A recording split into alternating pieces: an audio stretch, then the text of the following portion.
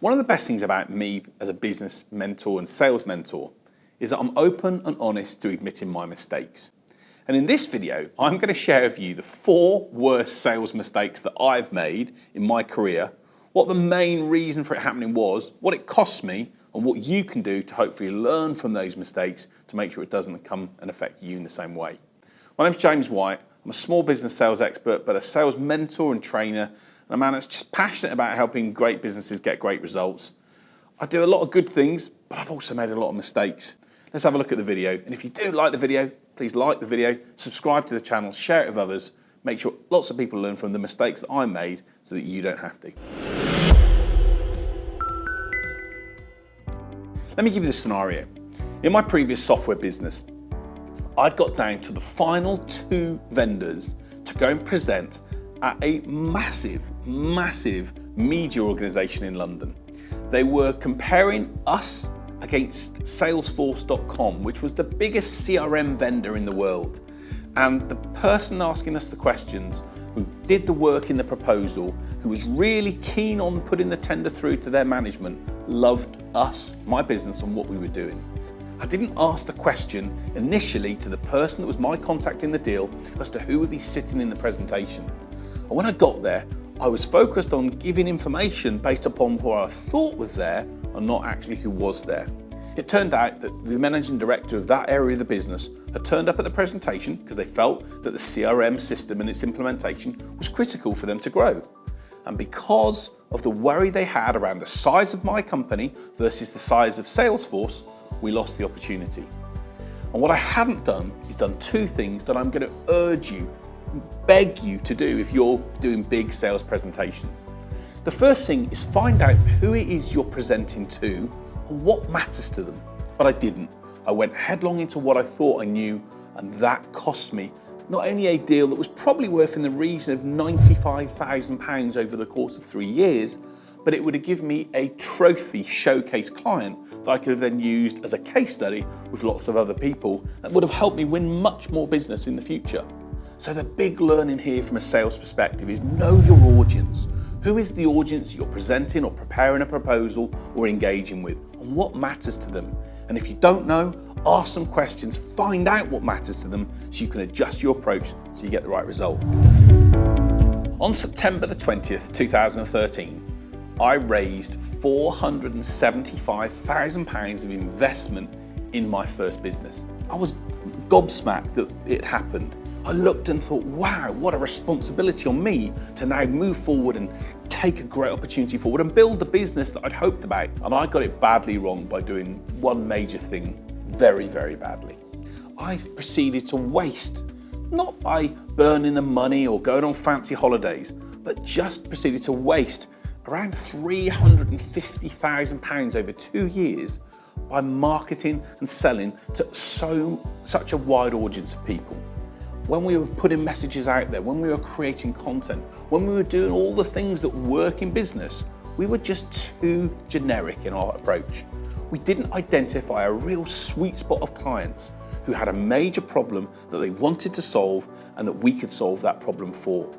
I thought that I was looking at the bigger numbers. There were thousands of businesses out there that I could work with. And I didn't think about maybe the 400 to 500 businesses I needed over the next 2 years that would show my investors that we were growing and basically giving them the assurance that our business was on track. So my biggest mistake that I will advise you not to do is don't try and appeal to too many people within your sales and marketing plans. It's okay to do business with lots of people, but when you want to focus your sales efforts, you want to do that by knowing an audience that you are perfect for. Have testimonials of similar types of clients that you've helped solve those problems for, and get to know the issues and the pain and the challenges for that specific audience. When you become an expert in that and then deliver a solution for it, your name in that sector will grow, and the opportunities to grow your business will go as a result of that. So the next biggest mistake I made as a business owner was a mistake that pretty much nearly cost me my actual business. Whilst I was at the early days of setting up my first company, we were doing some bespoke projects for a client who wanted to build a bespoke, customized system. We had expertise in building these systems. We built one ourselves.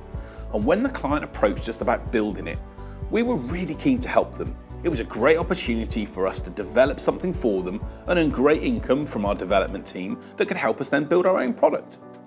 But the biggest mistake that I made was I wasn't prepared to say no to the client when they kept on asking for revisions and amendments and changes. I was afraid of saying to them, we need to spend more time on having that specification conversation, because I was afraid that they weren't going to do it and it would ruin the business and the opportunity would be lost.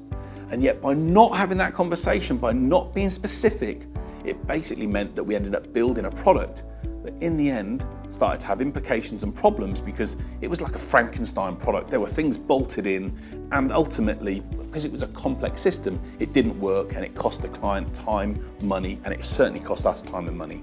And the long and short of it was, we ended up having to go into a legal discussion about how we can recover the situation, and we ended up having to pay money to that client for the potential implications that we caused them.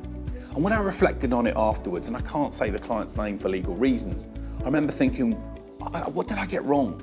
I was so accommodating, I was so helpful. And actually the judge that we spoke to said, that's what you shouldn't have done. You should have at that stage said, no, we're not able to go forward at this point here and do this, this and this. That's going to affect the end result. We need to be able to change the specification and the quote for doing the work. I didn't say the word no. I carried on, and it nearly cost me. So don't be afraid of the word no. Be open to having that conversation. And of course, you can share and explain the word no in the right way. I'm so sorry. I really can't help you do this, this, and this, because the implications will be this, this, and this. And I don't want that to affect you and your business. Or I can't let that affect my other clients. How can we come up to a new solution? If I'd have said words like that, we'd have probably worked a situation out, worked a plan out that would have hopefully got us to the point where we could get the product that we wanted to build done in the right way. But we didn't. I kept on saying yes, and it cost me. So one of my 4 major mistakes I've made when it comes to sales is not being brave enough about asking the question related to money. I had a client that I worked with who I delivered some amazing services for, and I was pricing myself at a figure that I thought was really great. I remember having a conversation with the client some 6 months after we'd started working with them and talking to them about the impact that we were having. I remember talking to the client after having a couple of drinks and him saying to me, I would have paid double for what you offered if you'd have actually asked that question. I looked back afterwards and started to look at how much business we'd done with that client over a period of time and what the potential monies could have been if I'd have asked the relevant questions in the conversation and dealt with the money issue. One of the things that business owners are so afraid of is this monetary budgetary issue. We're a bit nervous about talking about how much we would charge for our service. And it comes from because we don't understand the implications or what it means to the other side. If I'd have asked questions such as, how does solving this problem affect you financially? Or what's the return that you'll gain from implementing our solution? Or how will our solution help you save money or earn extra money? And be able to probe around that subject, they would have probably told me, and it would have made me able to actually just think, wow, I could maybe charge a little bit more for this. In the end, I lost out on around £27,000 worth of business over a 6-month period by not charging what I could have charged. And that's not because I was trying to rip someone off, but it's because the other person was prepared to pay for that in order to solve their problem and make that issue go away, which we did. The reality is, if you don't address the budget issue and question at hand, and you don't really get to the bottom of what's driving the decision for your prospect, then you're potentially going to lose opportunities and miss out on things that you could win. So what are some of the biggest mistakes you've made that you want to learn from? I'd love to know what's cost you in sales in your time working with potential clients. My name's James White, I'm a small business sales expert. Thanks for watching the video, I hope you like it. If you do, please like the video, subscribe to the channel. I share openly and honestly my experience of sales, what I've done well and what I've failed at in order to help you get better results. And if I can support you in your journey, I'd love to do that. Reach out to me, contact me on social media at James White Sales, put your comments in the section below. Let's work together to get your business in the shape you want it to be, to avoid these mistakes and having a massive success going forward. Thanks for watching, see you soon.